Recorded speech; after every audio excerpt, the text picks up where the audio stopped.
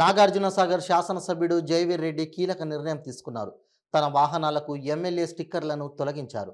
తనకు కేటాయించిన 3 ఎమ్మెల్యే స్టిక్కర్లు దుర్వినియోగం కాకుండా తిరిగి శాసనసభ అధికారులకు అప్పగించే యోచనలో ఉన్నారు.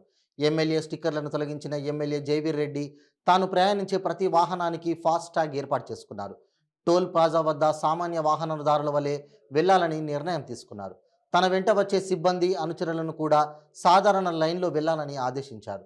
తన కార్యక్రమాల్లో ప్రోటోకాల్ పేరుతో సామాన్య ప్రజలను ఎక్కడా ఇబ్బంది పెట్టొద్దంటూ ఇప్పటికే జైవీర్ రెడ్డి పోలీసులను ఆదేశించారు.